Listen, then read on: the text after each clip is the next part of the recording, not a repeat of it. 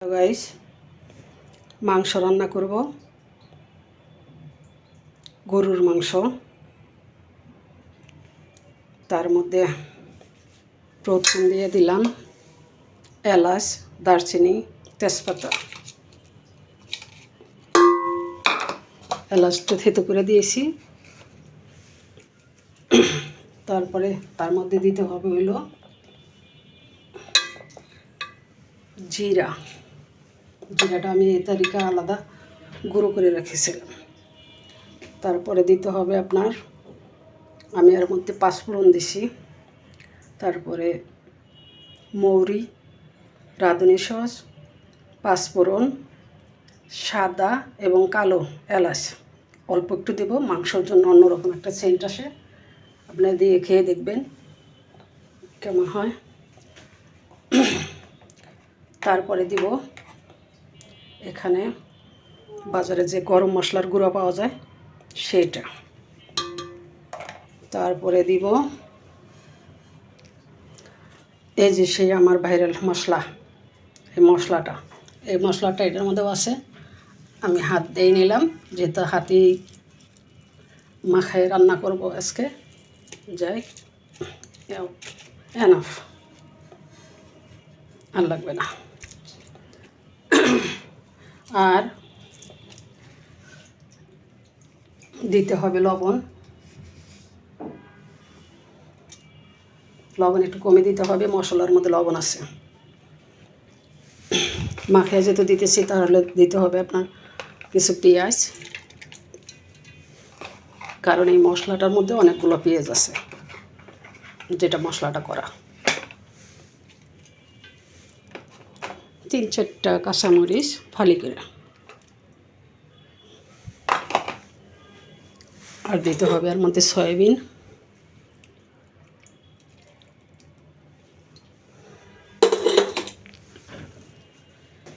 এখন এটারে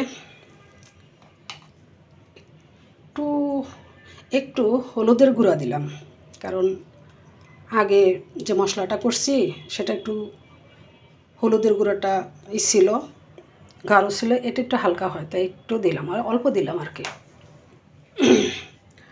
আর এর মধ্যে দেব আমি আগে থেকে কেটে আগে থেকে ছিলে তারপরে ধুয়ে তারপরে টুকরা করছি, যাতে অল্প সময়ের মধ্যে মাংসটা হয়ে যাবে এবং অনেক ভালো লাগবে।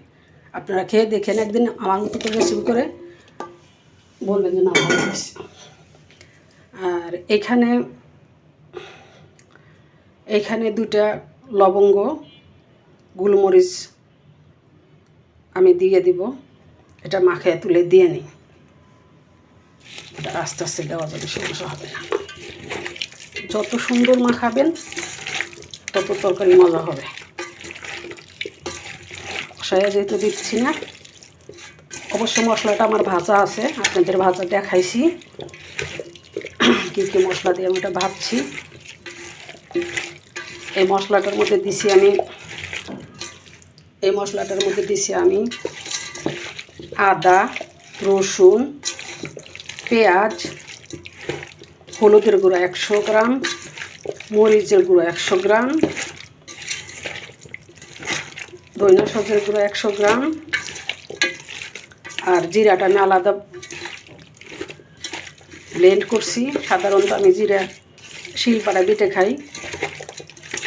এই আদা রসুন এগুলো সব শিলপাটায় বাটা।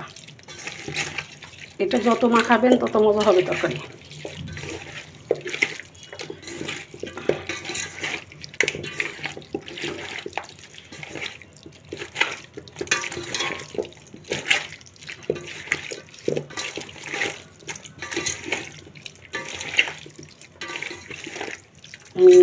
রাত করে রান্না করলাম, কারণ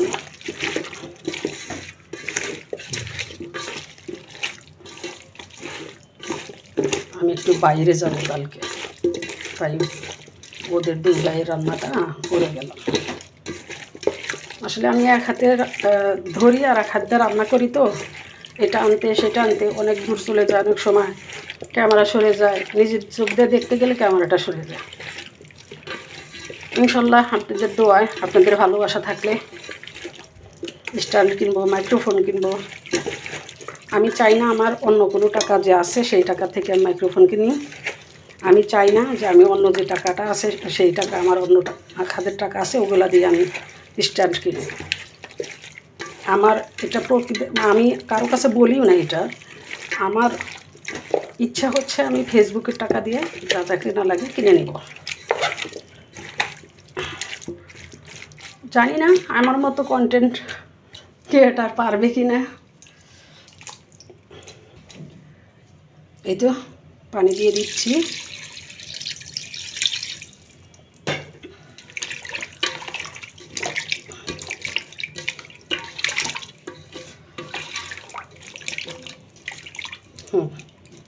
হয়ে গেছে,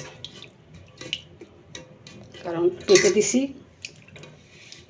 পেঁপেটা মাংস খুব তাড়াতাড়ি সিদ্ধ করে দেবে পেঁপের কষ্টে।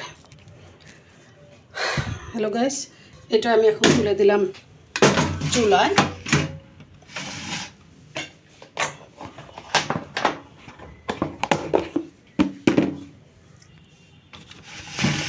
এই তো চুলায় তুলে দিলাম। এতক্ষণে চুলাটা চালু করে দিই, রাইস কুকারে দিয়ে দিলাম। এটা আমি নামাজ পড়তে পড়তে অনেক সুন্দর সিদ্ধ হয়ে যাবে, খুব তাড়াতাড়ি হয়ে যাবে। তো এই ছিল আমার আজকের রেসিপি। আপনারা ভালো থাকবেন। আর এটা যখন কষানো হয়ে যাবে, মাংস থেকে ঝোল ছেড়ে দিবে, পানি ছেড়ে দিবে, তখন পানিটা একটু বাড়বে, ওইটুকুতে সিদ্ধ হইতে হইতে এটুকু পানি থেকে যাবে। আসসালামু আলাইকুম। ফাইনালি চলে আসতেছি রান্নাটা শেষ হওয়ার পর।